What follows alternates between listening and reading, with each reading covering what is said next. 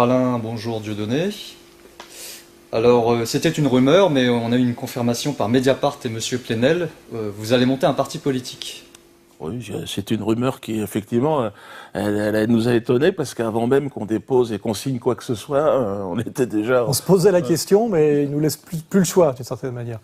L'intérêt de cette histoire, c'est qu'en fait, on a échangé vraiment, on est 4 personnes à être dans la confidence. On travaillait sur le... Bon, il y a des échanges de mails. Et ça prouve quand même que Edoui Plenel, que moi je connais bien depuis des années, travaille vraiment avec les renseignements généraux, qu'on est entièrement surveillé, que tous nos mails, nos téléphones sont écoutés de A à Z, ce qui est en théorie totalement illégal, hein, et qu'il se vante d'ailleurs dans son scoop d'avoir les infos, c'est-à-dire que ça ne le gêne même pas de dire en gros qu'il travaille directement pour la police d'État. Donc au moins ça permet de faire remarquer ça, hein, où on en est des libertés individuelles et de l'État policier. Mais ça veut dire en fait qu'il faut en avoir conscience, je crois qu'on en a conscience tous les deux, c'est que ça les intéresse qu'on monte un parti politique. Hein. Oui. Dans quelle mesure d'ailleurs ça leur est pas utile? On est en train de se poser la question. Oui, je pense qu'il y a plusieurs raisons. Il y a d'abord parce que plus personne croit à la politique, que ça ronronne à mort, et que peut-être qu'ils comptent sur nous pour animer un peu et faire croire qu'il y a encore un peu de débat ou de démocratie, ou même pas très crédible, c'est sûr. Ou même d'opposition, ou même de danger. Ouais. On serait peut-être les dangereux.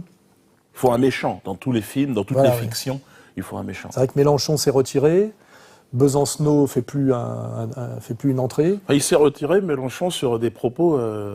même moi, j'aurais hésité. On peut peut-être les regarder? Je voudrais dire au CRIF que ça commence à bien faire. Nous en avons assez, je veux vous le dire. J'en ai assez de voir que vous m'accusiez d'antisémitisme. Mais vous savez qui est là? Vous savez qui parle à ces tribunes? Oui, je pense qu'il faudrait montrer ce que dit un politique quand il comprend qu'il n'a plus de sponsor et qu'il va être obligé de se retirer parce qu'on lui a pas donné ce qu'on lui avait promis. Quand il est un peu énervé, de quoi parle-t-il? C'est vrai que c'est important. Nous ne croyons pas au peuple supérieur aux autres. La République, c'est le contraire des communautés agressives qui font la leçon au reste du pays. Vous aviez déclaré tous les deux que vous ne feriez plus de ce qu'on appelle politique politicienne. Oui, je voulais rebondir là. Sans doute, la raison pour laquelle le système est assez content qu'on se lance en politique, et là ça ferait référence à Asselineau, c'est que sans doute, pour des raisons que moi je peux expliquer tout à l'heure, on serait censé effectivement lutter contre le Front National et piquer des voix au Front National. Voilà. Donc c'est pas faux. C'est pas faux qu'on risque de leur piquer des voix, mais c'est pas... Si je fais référence à Asselineau, notre ticket d'entrée va pas être systématiquement d'attaquer le Front National. On s'en fout. On constate que le Front National, aujourd'hui, après l'éviction de Jean-Marie Le Pen, est rentré dans le système, on va dire, et qu'il faut bien qu'il y ait un nouveau parti anti-système, parce que la nature politique a horreur du vide, et que finalement, ça sera nous, le nouveau parti anti-système. Hein. On a été identifié, ça fait 1 an maintenant, par l'actuel Premier ministre comme le danger absolu de la République. Parce qu'il n'y a aucune faiblesse à voir à l'égard des ennemis de la République. Monsieur Soral, notamment, qui a inspiré l'extrême droite, qui trouve de bien curieuses liaisons avec d'autres. Je pense à Dieudonné. Cela veut bien dire que le combat n'est pas terminé et que nous allons le poursuivre parce qu'il en va de la République, de la liberté de la presse et de la démocratie. Il m'a interdit de spectacle, tu ne comptes plus les procès, moi c'est 22 000 € de condamnation le mois dernier. Bon, alors, est-ce qu'on a le choix de faire autrement que de monter ce parti? C'est la question que je me pose. Et puis alors, c'est vrai qu'il y a une continuité. Ça fait à peu près une dizaine d'années, je sais pas, un peu moins peut-être. Il y avait eu la liste Euro-Palestine, il y avait eu la liste antisioniste. Puis là, aujourd'hui, c'est une suite assez logique. On avait dit qu'on s'engagerait plus en politique. Moi, je suis inéligible. Toi, vu toutes les condamnations que tu vas avoir sur le dos, je pense que tu vas bientôt me suivre. Mais l'idée, c'est plutôt d'aider des gens, parce qu'on est sollicité en permanence dans la rue, un peu partout, moi, à la fin des spectacles. Mais qu'est-ce qu'on peut faire? On vous soutient. Aider des gens à se présenter un peu partout aux 4 coins de la France, ça peut être une idée originale. Parce que les gens ne pensent qu'à la présidentielle. Hein. Il est évident que ça, c'est vraiment les gens qui comprennent la politique. Avoir 500 signatures pour la présidentielle quand on est estampillé antisémite par le système, c'est impossible, à moins qu'on nous les donne, à moins que ce soit directement Kuckerman qui ordonne qu'on nous les donne. On peut rêver, il y a encore 3 ans. Hein. Mais quand on est obligé de s'engager en politique, c'est d'abord pour se protéger un peu de tous les parce que ça nous donnera un statut social qui nous protège un peu. Et puis c'est pas pour se présenter nous-mêmes, puisque toi tu es inéligible et moi j'ai pas envie d'y aller non plus. C'est plutôt pour aider les gens, d'une certaine manière, à voter pour eux-mêmes. Hein. Aujourd'hui, les gens disent bon bah c'est bien la métapolitique, c'est bien la formation, c'est bien l'édition, c'est bien la pédagogie par le rire, etc. Mais qu'est-ce qu'on fait de plus? Et à un moment donné, on est bien obligé de répondre. Sinon, c'est genre bon, vous vendez des bouquins, vous faites du spectacle. Donc là, on répond d'une certaine manière à une demande. Et l'idée, c'est d'aider les gens à voter pour eux-mêmes, c'est ça. Et surtout au niveau local. Il faut pas toujours voir présidentiel comme Asselineau qui est fasciné par l'idée de la présidentielle. Il y a des tas on va le mettre en post-production. Il y a des tas d'élections locales qui permettent aux gens de peser les cantonales, les municipales. Je crois que maintenant il y a les départementales, les régionales. Il y aura peut-être même les législatives s'il y a une dissolution plus tôt prévue, etc. Et je pense que l'idée, ça serait ça, c'est d'aider les gens à s'organiser au niveau local pour enfin voter pour eux-mêmes, puisque effectivement aujourd'hui, on peut rien leur. Si on lui demande un conseil pour qu'ils votent, on peut plus rien dire. Il y a une désaffection totale des bureaux de vote qui est due aussi à une crise profonde, c'est que ces gens-là n'ont absolument plus aucun espèce de crédit. Moi personnellement, je ne vais pas voter. Là, aider des gens à se présenter, ça m'amuse. Et puis il faut des méchants.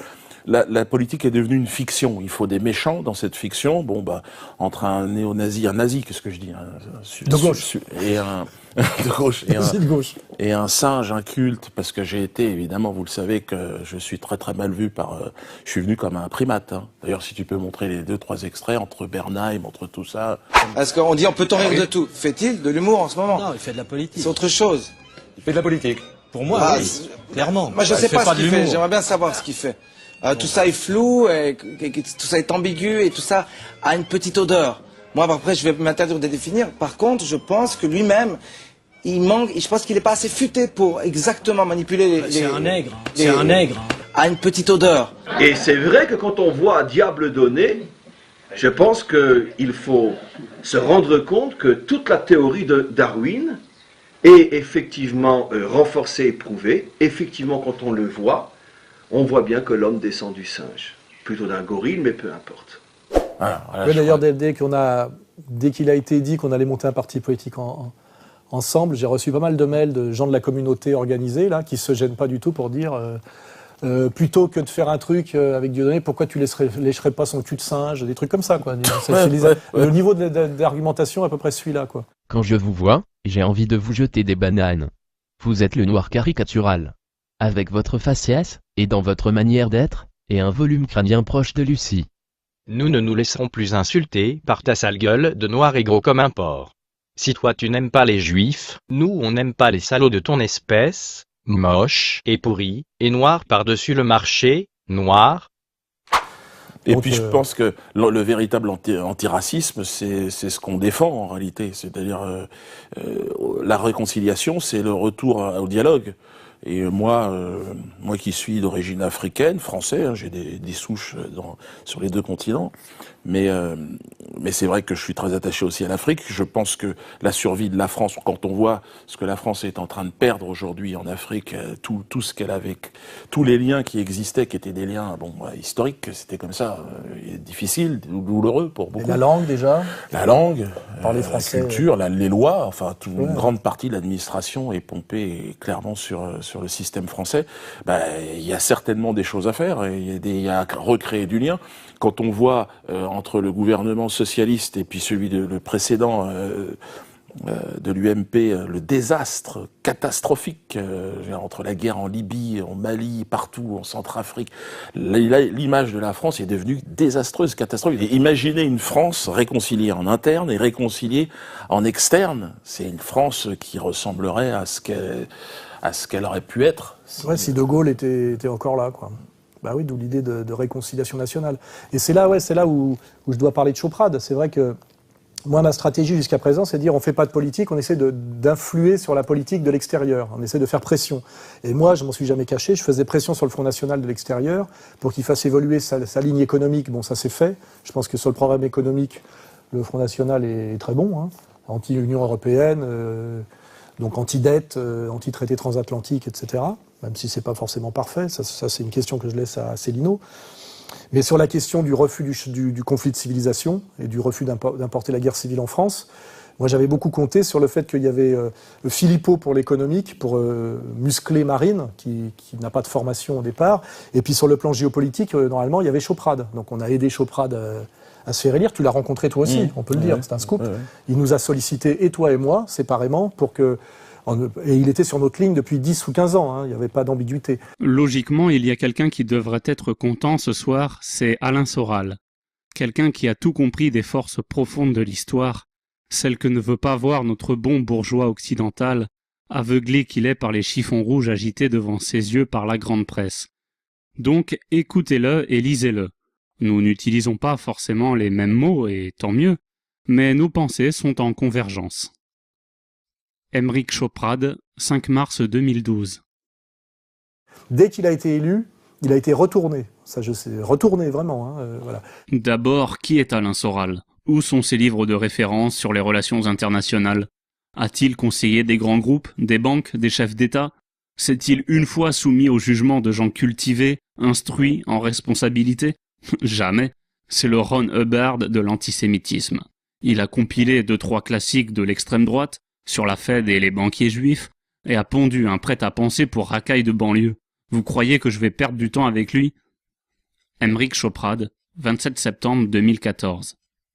Et ça m'a bien fait comprendre que les limites d'essayer de peser sur un parti de l'extérieur. Aujourd'hui, je pense qu'à la limite, si je veux obliger le Front National à ne pas tomber dans la stratégie du choc de civilisation, il faut faire pression vraiment, c'est-à-dire en montant, en pouvant compter nos troupes, quoi, et en leur faisant comprendre qu'ils n'auront plus les gens qui nous suivent, c'est sûr. En ce moment, on peut pas, quoi. Voilà. C'est pour les gens qui disent vous avez changé d'avis, non. Il y a la réalité, il y a la réalité en mouvement. Il y a les choses changent, il se passe des choses. Et puis il y a un autre événement dont on peut parler. Peut-être, d'ailleurs, ça t'intéresse peut-être encore plus. C'est l'incroyable promotion et l'incroyable succès actuel et promis du livre de Zemmour et le contenu du livre de Zemmour, qui aussi nous oblige à bouger. Hein. On a vraiment la sensation une sorte de personnage qui s'impose comme ça dans le paysage audiovisuel de l'ancien système, parce que on en parlera tout à l'heure. Je pense que on est nous très en avance sur Internet, mais ils sont en train de faire de Zemmour le champion, le nouveau Bernard-Henri Lévy, quoi, celui qui va peser sur les politiciens de. Celui qui mène le jeu idéologique, hein, parce qu'il faut toujours d'ailleurs que ce soit un membre de la communauté qui mène le jeu. Et Zemmour ne fait jamais. D'ailleurs, il a avoué que son bouquin, ça fait 3 ans qu'il l'écrivait. Il y a 3 ans, j'ai sorti Comprendre l'Empire. 90% du bouquin de Zemmour, c'est Comprendre l'Empire. Hein. Il n'y a que la conclusion qui diffère, c'est qu'à la fin, il dit « Le problème, c'est l'islam et les musulmans. Et en gros, on n'échappera pas à une guerre civile en France, qui est une manière d'appeler à la guerre civile. » Je fais une analyse de déclin français. Et j'explique que l'islam fait partie de ce déclin français. Ce que je veux dire, c'est que pour les élites françaises,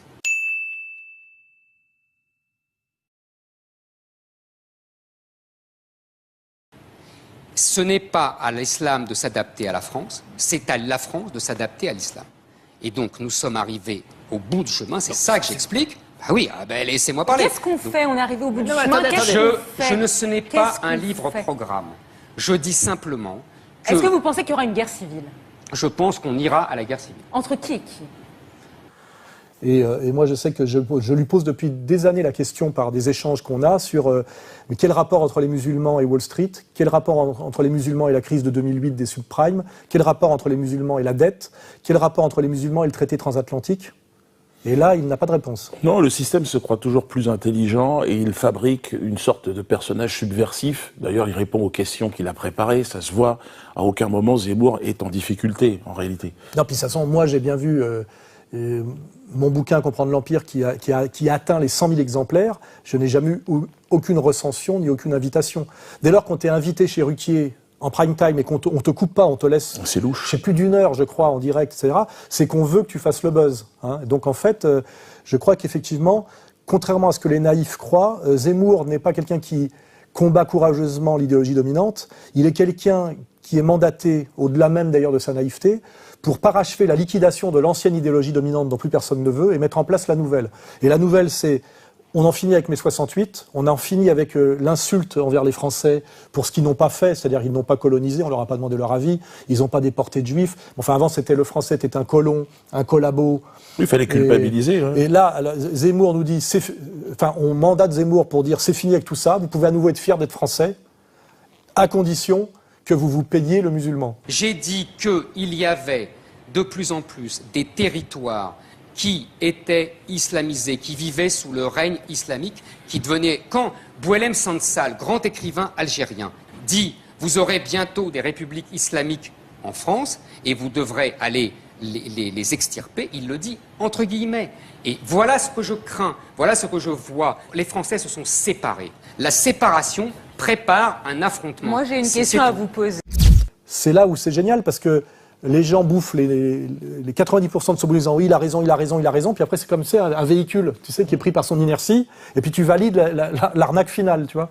Alors que justement, tout ce qui fait que Zemmour a le droit de dire ce qu'il dit, c'est parce que c'est l'arnaque finale qu'on est en train de vendre. Tout le reste, c'est déjà chez moi, et c'est même chez toi, puisque notre rencontre, notamment sur l'escroquerie de l'antiracisme, sur le fait de ne pas confondre la politique de l'État français et le français du quotidien dans la France-Afrique, etc. Tout ça, je l'ai dit, Dieudonné l'a dit, et on s'est même réconcilié là-dessus il y a déjà 2002, je crois, 2002-2003. Donc on était très à l'avant-garde. Et comme je le dis, Zemmour ne fait jamais que dire aujourd'hui, de façon moins précise et souvent en trichant un peu, ce que j'ai écrit, moi, en général, 7 ou 8 ans avant lui. Et pour son dernier bouquin, il a commencé à écrire son dernier bouquin quand le mien était déjà sorti, que je lui ai envoyé. Donc il a pu lire et éplucher de A à Z. Donc là-dessus, il n'y a aucun doute. Ce qui est extrêmement malhonnête chez Éric Zemmour, c'est qu'il nous prépare à une guerre civile, en réalité. D'où réconciliation nationale, oui. C'est pour ça. Et donc nous, je pense qu'il faut s'opposer à ce type de projet. Et qui, mieux que nous, aujourd'hui, dans le débat, peut représenter cette volonté réelle et sincère, non seulement d'antiracisme, de réconciliation au travers des différences ethniques, religieuses et tout ce que vous voulez, mais de voir qui est le véritable ennemi de cette paix. Mais qui aime la France et qui n'aime pas. C'est Éric Zemmour. C'est Éric Zemmour parce que c'est lui qui doucement, il fait le travail inverse des Bernard-Henri Lévy il y a quelques années. C'est grillé complet. En fait, si Zemmour aujourd'hui est porté au pinacle, c'est parce qu'il faut absolument remplacer BHL qui est cramé. Là maintenant, il n'y a que lui qui le sait pas, mais il est cramé.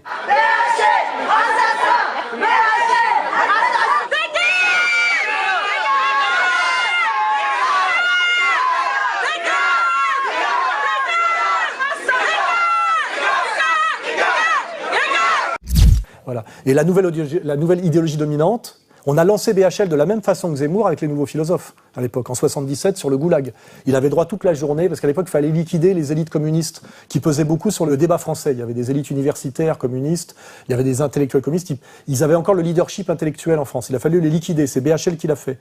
Aujourd'hui, BHL est cramé totalement, et on nous met Zemmour. Et Zemmour, c'est exactement l'idéologie inverse, mais c'est toujours de façon à ce que ce soit les mêmes qui gardent la main sur le débat public. Et puis surtout qu'il y ait un bouc émissaire qui soit désigné.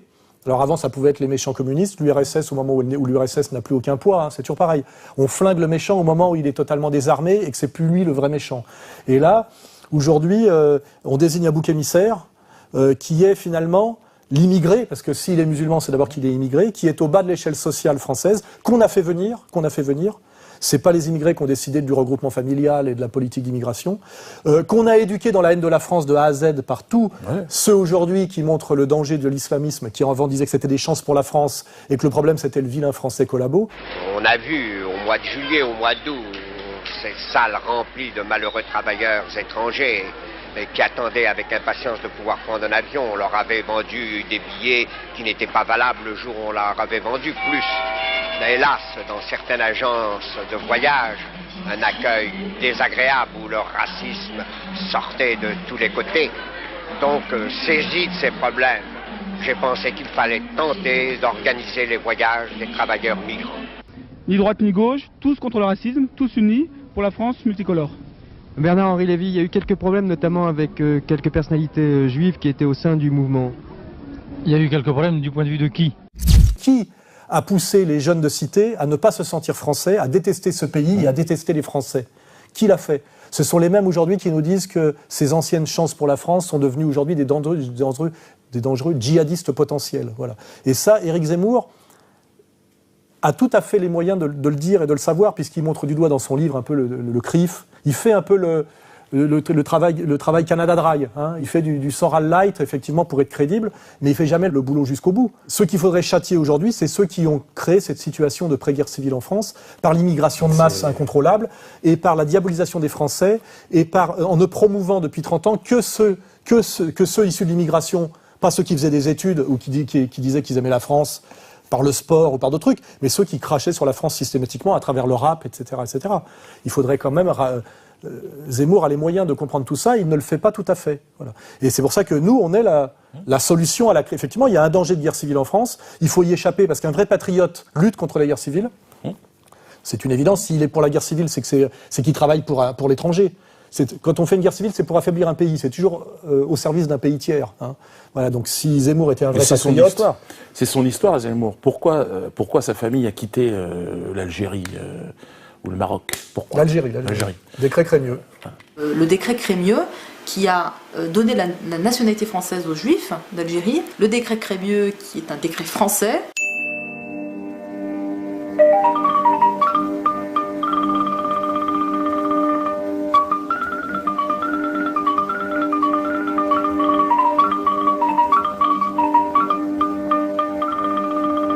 Le décret Crémieux qui est un décret français durant la colonisation, en a fait des Français, et quasiment des colons, chez eux. C'est-à-dire qu'en fait, ils avaient un statut supérieur à celui des indigènes musulmans.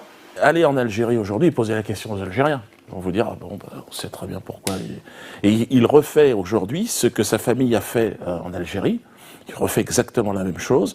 C'est créer le chaos, la discorde, et inciter à la guerre civile. D'ailleurs, ils sont parvenus assez bien. Et surtout pour dévier la colère légitime du peuple français en période de crise économique, d'immigration incontrôlée, de remise en cause de tous ses fondamentaux culturels.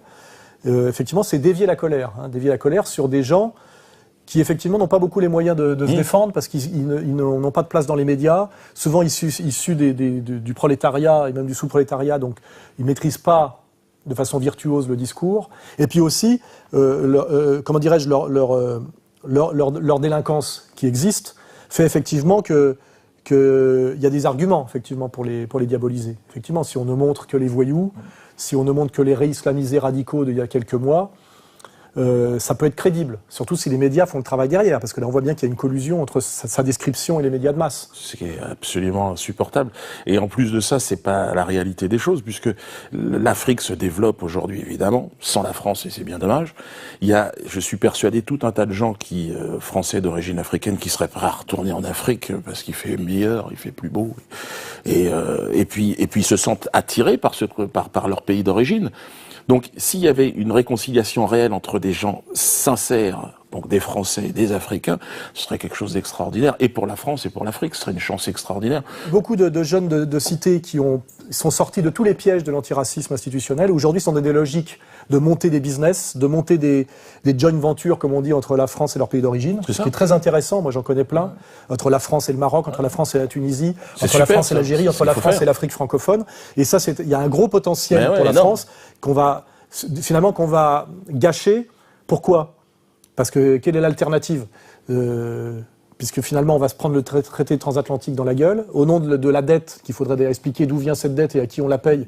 Attali nous a répondu récemment d'ailleurs, hein, on mettra l'extrait sur les... Les résignés réclamants, c'est ceux qui, dans un monde où l'État est de moins en moins puissant, moins en moins de moyens d'agir, continuent à être résignés, c'est-à-dire à avoir renoncé à choisir leur vie, et qui sont réclamants des miettes d'une richesse qui ne leur appartient pas. Les résignés réclamants qui réclament une protection d'un État en disparition et une richesse qui n'est pas la leur. Il faudrait qu'Attali nous explique à qui est cette richesse et comment elle a été captée ou accumulée. Ça, c'est intéressant.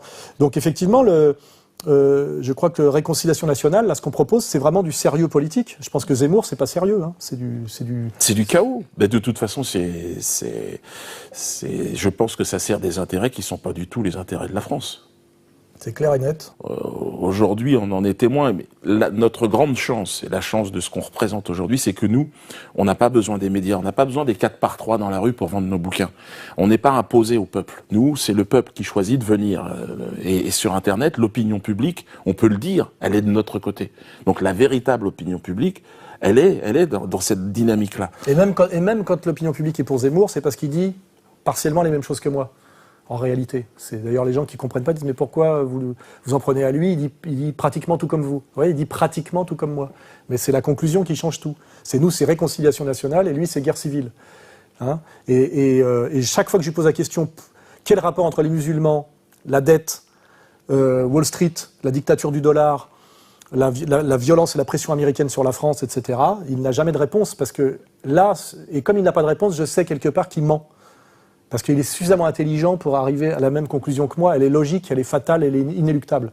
Notre problème, c'est la domination américano-sioniste sur la France. Et même la question de l'islam radical n'est jamais qu'un avatar, une création des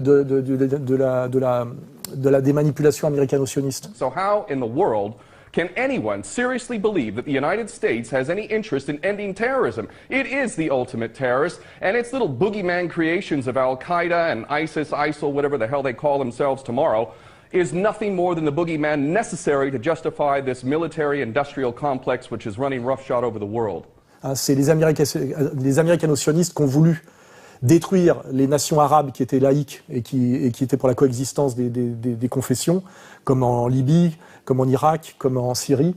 Et c'est les américano-sionistes qui veulent l'islam radical par tous les moyens, pour toutes les raisons qu'on sait. Et partout dans le monde, que ce soit en Centrafrique, dans le nord du Cameroun, là je le vois, il y a une vraie volonté de chaos planétaire qui est toujours sur ce schéma, d'Éric Zemmour, quoi. C'est d'identifier un adversaire, un ennemi de la paix, alors qu'il est lui-même celui qui incite à la haine aujourd'hui. Bon. Et surtout, il n'a pas d'emmerde.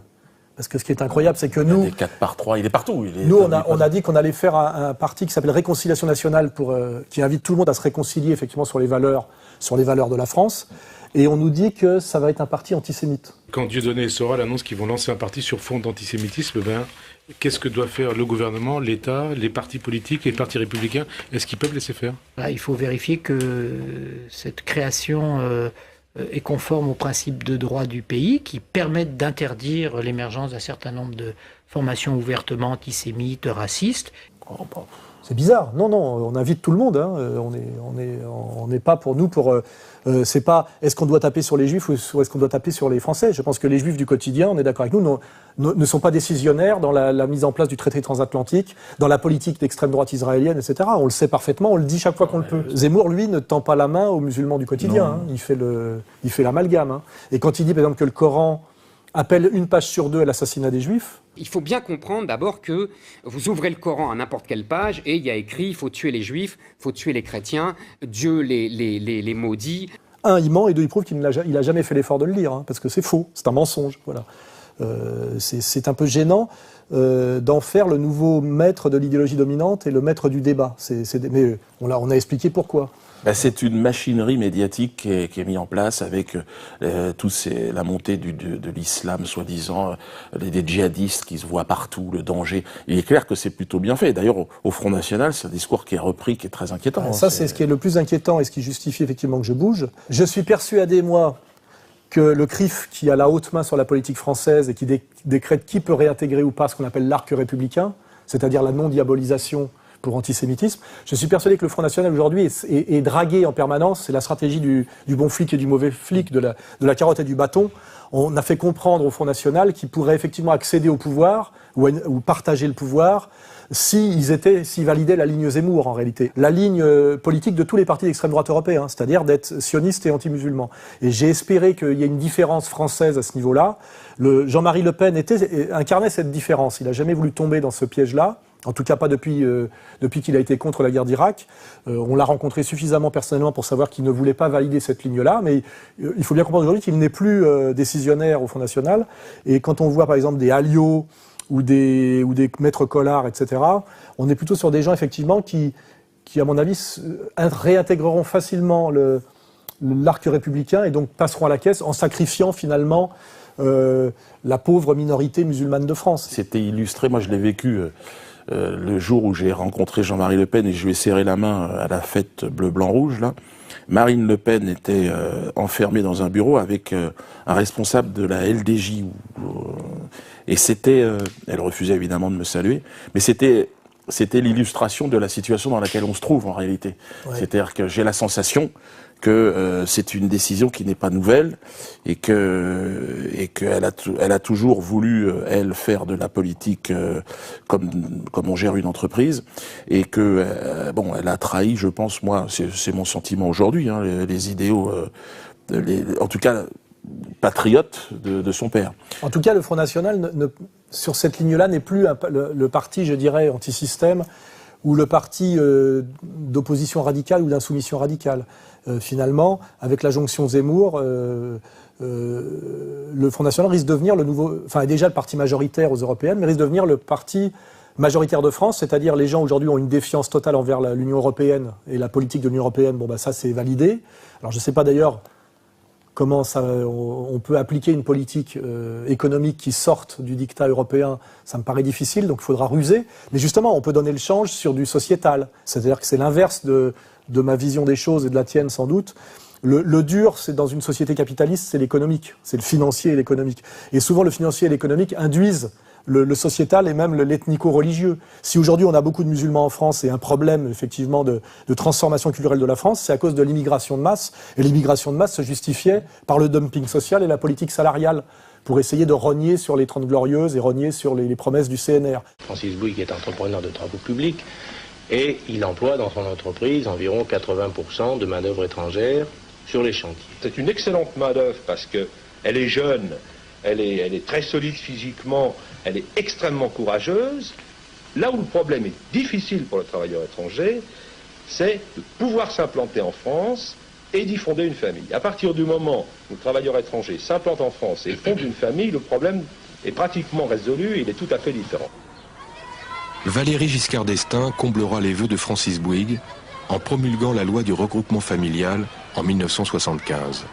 Donc en réalité, si on ne met pas les choses dans cet ordre-là, c'est-à-dire l'économico-social, c'est le sérieux du politique, et le sociétal, l'ethnique, le religieux, le culturel, c'est ce qui suit, c'est une conséquence et non pas une cause, on n'est pas dans le sérieux. Je pense que nous, là, de ce point de vue-là, on est dans le sérieux. Et le Front National est en train, finalement, discrètement, de sortir du sérieux, parce que je pense qu'ils n'auront jamais les moyens, même s'ils accèdent au pouvoir, de défier le vrai pouvoir qui est le pouvoir de la banque, et qui n'est pas musulmane. Hein, voilà. Donc, Réconciliation nationale, ce sera le nom, la ligne est clairement définie. Est-ce qu'il y a un site web ? Alors il va y avoir un site, mais il va y avoir aussi, on cherche à lancer un concours. Ouais. Parce qu'en fait, ce qui serait, quand on a dit que ça s'appelle Réconciliation nationale, il faudrait un logo. Un parti, ça a un logo. Ouais. Et je pense que l'idée, c'est Diodo qui l'a eu, c'est de lancer un concours pour ça. Donc vas-y, lance le concours. Lancer le concours, c'est vrai qu'un visuel qui illustre ce qu'on vient de dire, ce serait là il faut laisser le talent créatif de chacun. Il y a quelques idées qui ont été lancées. D'un lion et d'un coq. Un lion et d'un coq, bras dessus, bras dessous. Ouais. Enfin, on avait des idées marrantes, parce qu'en plus, faut pas oublier que Diodo est officiellement un comique, mais moi, je suis en fait, comme les gens qui me connaissent, je suis un comique en privé aussi. On va pas être dans le sérieux non plus chiant. Hein, on est quand même là pour faire de la politique autrement et vraiment sortir effectivement du jeu politique imposé par le système médiatique et politique dans lequel justement le Front National ne fait que rentrer par sa dédiabolisation, etc. C'est-à-dire que Finalement, on va prendre tous les deux, je pense, la place qu'avait Jean-Marie Le Pen ces 20 dernières années, et avant lui, Georges Marchais, d'une certaine manière. Hein, on pourrait remettre un peu de Georges Marchais, parce qu'il y a eu Le Pen et il y a eu Georges Marchais. Il faut stopper l'émigration officielle et clandestine.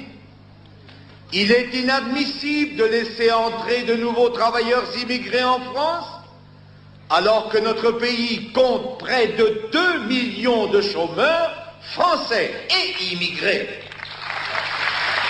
Écoutez, Kabache, c'est, je crois, une soirée suffisamment sérieuse. Si vous pensez que ma place n'est pas souhaitable, puisque la droite, elle a gagné, moi je laisse la place à la droite et je vais ailleurs. Parce que c'est extrêmement désagréable de discuter avec vous. Et je crois que c'est nous qui allons faire ça demain. Il faut aussi que ce soit présent dans le logo, dans le sigle du site, donc on lance ce concours. Allez-y, ceux qui ont des idées, lancez-les, il y a certainement un lien qui va s'inscrire là, et vous aurez l'occasion de pouvoir nous donner vos idées, et puis n'hésitez pas à réagir sur ce qu'on vient de dire. Bon, de toute façon, les commentaires, c'est notre force aussi, c'est-à-dire que sur Internet, nous on cherchera pas à faire des émissions de télé, quoi qu'on fuira pas les débats. Ça serait marrant, effectivement, d'avoir quelques débats. Moi, ça m'amuserait. Sur l'idée même de réconciliation, et on parlait moi sur le thème de l'Afrique, ça m'intéresse. Tu as vu que l'annonce de la création du parti politique avait été sur Internet le sujet le plus visité, je crois. Donc ça intéresse beaucoup de monde. Et puis aussi, à un moment donné, bon là, c'est Plenel qui nous a obligés à accélérer le mouvement. Il va falloir que des gens adhèrent, puisque je crois que Plenel a balancé qu'il y avait 12 000 adhérents à Égalité et Réconciliation. C'est pas vrai, hein. En fait, je vais être modeste, c'est 7 000. Mais c'est énorme d'avoir 7 000 adhérents dans un parti qui, en plus, ne pousse pas à l'adhésion, contrairement à une PA à l'époque qui ramait à mort. En fait, on est pratiquement le seul parti politique qui existe. Les autres, c'est que du bidon, du montage, c'est fictif. Hein. C'est là où Internet est vraiment le baromètre qui les dérange. Et là, je veux dire, en lançant un parti politique, on va se recréer, je dirais, on va recréer du débat. On va les obliger quelque part à en parler, à ouvrir des portes. Et puis surtout qu'on va aider des jeunes qui seront membres de Réconciliation nationale et qui vont se présenter localement, etc. Ils seront bien obligés de leur donner la parole. Parce que là, on sera protégé par l'institution, par les lois. Il y a des temps de parole obligatoires, il y a de l'affichage autorisé obligatoire. Et c'est ça qu'il faut que les gens comprennent. C'est que dans ce combat qu'on mène, qui se durcit de plus en plus, le Conseil d'État, moi des procès où on me promet 460 000 € de condamnation, on vient de demander contre moi pour du droit de la presse, où je me moque d'un mec qui est un mec grotesque en faisant un karaoké, où je dis d'ailleurs que je lui tends la main, on demande contre moi 3 mois de prison ferme. J'attends une condamnation de 3 mois de prison avec sursis. Ce qui veut dire qu'après, c'est la prison. Hein. J'en suis déjà à la promesse de prison. Donc face à ce climat qui se durcit, il faut on est obligé d'être protégé par en fait le jeu démocratique, finalement. C'est-à-dire, à un moment donné, il y aura des militants qui se présenteront, de l'affichage, du débat. On va les obliger à nous redonner la parole d'une certaine manière par ça, et on va aider les gens à prendre la parole la parole. Moi, je pense qu'on cherche même pas à ce qu'ils nous la donnent, on va la prendre et on va la donner aux autres. Et puis surtout, on n'attend pas à ce qu'ils viennent nous voir. Ils viennent nous voir spontanément. Ils veulent faire systématiquement nous inviter maintenant. Là, et puis plus ça va aller. Moi, je serais d'accord d'organiser nous-mêmes les débats, de les faire. On n'a pas besoin d'eux maintenant. Grâce à Internet, il faut s'émanciper et des médias et des politiques. Il faut savoir que le lien entre les politiques et les médias est un lien qui est aliénant. C'est-à-dire quand on les voit fonctionner aujourd'hui, moi je les ai vus avec mon épreuve de début d'année là, de Conseil d'État, c'est incroyable. C'est incroyable le lien qui est fait. C'est une mâchoire. Hein. C'est le politique, les médias. Et puis après, tu as la justice qui te fait payer la. Et nous, on est les seuls à être en dehors de ça. Regardez, on parle du Front National, ils sont aujourd'hui omniprésents dans les médias, ils sont partout. Et d'ailleurs, quand Le Pen a continué à être un petit peu dehors par son journal sur Internet a été sorti du Front National, puisque c'est nous qui le relayons. Ce qui veut bien dire aujourd'hui que dans cette logique d'intégration du système, le vieux qui a 86 ans et qui peut se permettre encore de dire un peu ce qu'il pense, ils l'ont sorti du truc pour dire... il le dit en tant qu'individu, il le dit plus en tant que représentant. Donc effectivement, on crée Réconciliation nationale pour qu'il y ait un parti réellement d'opposition par rapport à tout ce cirque intégré, et puis surtout parce que je pense qu'on va être rejoint et qu'il y a plein de jeunes qui veulent monter des listes au niveau local, etc. Ils seront obligés de donner la parole à ces gens, et on verra en fait qu'en réalité on pèse beaucoup plus lourd que ce que le système dit. Hein. Et puis pas lourd auprès des extrémistes, lourd auprès de cette France réconciliée, de ces braves gens, de ces petites gens, effectivement, qu'on représente. Hein. Quel autre mouvement sera présent uniquement sur Internet? Aucun. Ils sont tous en train de baver. Il a fondé en 2007 son propre parti, l'Union populaire républicaine, l'UPR, un parti pour l'instant ultra minoritaire, hein, puisqu'il n'a pas atteint les 1% aux dernières européennes. Tout ça, c'est terminé sur Internet, c'est terminé. Là, on le montre, là, on invite tout le monde à venir nous voir. En plus, cette vidéo sera certainement vue beaucoup plus de fois que n'importe quelle émission de télé. Donc, venez discuter, et puis on parle librement, face aux Français, face à cette opinion publique réelle. Parce que c'est pareil, leur audimat, tu sais pas, le mec il est chez lui, il zappe, il est dans les chiottes, ça veut rien dire en réalité. Ils nous ont censurés sur les médias, moi j'y vais plus, j'ai hors de question que j'y retourne, toi non plus apparemment. Et maintenant, tout se passe sur Internet, ils n'ont plus la main, Ils sont dans une situation extrêmement compliquée. Ils vont essayer quand même de faire... Il y a une loi qui se profile là pour essayer de faire dépendre l'autorisation d'Internet par le CSA. C'est uniquement une loi qui est faite pour nous deux. Hein, voilà. C'est pour ça que passer à la politique, c'est un moyen aussi d'avoir un coup d'avance et pas un coup de retard. C'est pour ça qu'ils veulent nous interdire. Sur ce qui se passe. Parce que si on a un vrai parti politique qui est reconnu comme parti politique avec des adhérents et des militants qui se présentent, etc., aux élections... on est incontournable, on est protégé même par le système et par le mensonge démocratique, qui est bien obligé, effectivement, de cacher que c'est pas tout à fait une dictature de l'argent, parce qu'en fait c'est ce que c'est, mais bon, il faut bien... L'actuel ministre du Travail, Rebsamen, je crois que son nom c'est le maire de Dijon. Fils de nazi, là. Le fils de nazi. Je crois on peut remettre la photo de son père en grand uniforme. Et là il dit, lui, vous allez regarder, la liberté d'expression s'arrête à Dieudonné. Heureusement, la presse est libre, il suffit de voir les commentaires qu'on a tous les jours sur le président de la République, qui est sujet de... aujourd'hui qui est brocardé, donc il y a une liberté totale d'expression, tant mieux. La limite c'est Dieudonné, Et ça il rougit pas, il est heureux, donc j'imagine bien qu'on va tenter de nous empêcher de nous exprimer, mais ça ils l'ont fait. Le problème c'est qu'Internet, comment ils vont faire? Et puis n'oubliez pas que historiquement, quand on empêche de s'exprimer un homme politique ou un parti politique, c'est en général qu'il a quelque chose à dire et qu'il représente réellement une opposition. Donc ça aussi, on a toute l'histoire pour nous. Tous les gens qui se sont engagés sérieusement en politique ont eu affaire avec la persécution, avec la prison, avec la violence physique. On y a tous eu droit aux agressions physiques, promesses de prison.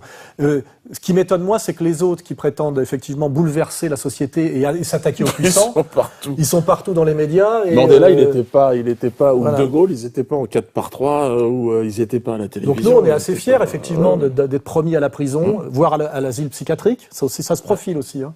L'expertise psychiatrique aussi, la prison. Ça prouve que réellement, l'opposition, et l'opposition populaire, parce que je le rappelle, hein, on est quand même suivi par le peuple en réalité. Hein.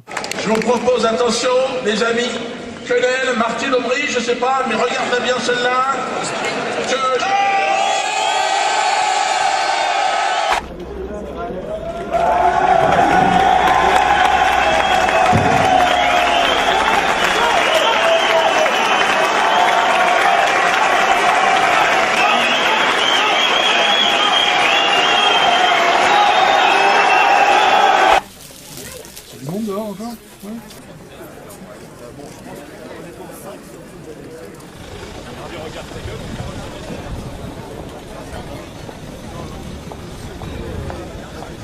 On est quand même suivi par le peuple en réalité. Hein. C'est ça. Et on a contre nous les élites compradors et traîtres. C'est nous. Voilà. Et donc je crois qu'on va faire le boulot jusqu'au bout. On nous laisse pas le choix de toute façon. Ça va intéresser du monde. Ouais. D'accord. Donc Réconciliation nationale, un site web bientôt, un concours pour un logo avec une belle récompense sans doute. Alors la récompense, on avait réfléchi que ça serait tes œuvres complètes et les miennes, c'est ça? C'est-à-dire tous ces DVD et tous mes livres. Voilà. C'est ça. Voilà. Et on fera une remise solennelle, filmée. Peut-être le type pourra venir masquer s'il veut continuer à avoir un avenir dans le monde du graphisme. Mais quoique même le monde de marchand est en train d'évoluer. Hein, Alors maintenant, Olivier Sauton. Alors Olivier Sauton. Alors il est au théâtre de l'Archipel. Oui, j'ai découvert ce garçon à Avignon. Oui. Et j'ai adoré son spectacle. Il va nous raconter lui-même cette aventure au théâtre de l'Archipel. Voici Olivier Sauton.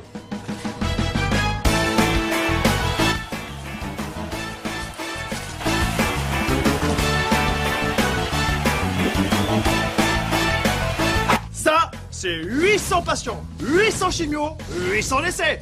Professeur Goldstein, 100% de réussite. Alors, Drucker, il est chaud, hein. Si à chaque fois il invite la là-dessous sur le canapé rouge, c'est pour la pécho, hein. Faut pas se mentir. Faut pas se mentir. Faut pas se mentir. Et je vois que certaines personnes, certains artistes commencent à se dire finalement, c'est peut-être un meilleur espace de promotion que d'aller sur Internet, sur les sites dans ce genre de... Bientôt, peut-être, on aura des artistes qui vont venir se présenter. Ce serait très bien, voilà. Parce que c'est la culture aussi. Je pense qu'on est quand même deux hommes de culture. Et je pense que par la culture passe énormément de choses. Et la culture qu'on nous vend aujourd'hui est tellement catastrophique, désastreuse, atroce. Au point même que le sommet aujourd'hui de l'intelligence critique, c'est Éric Zemmour. Ce qui prouve quand même un certain effondrement par rapport à ce que j'ai connu dans les années 80. Voilà.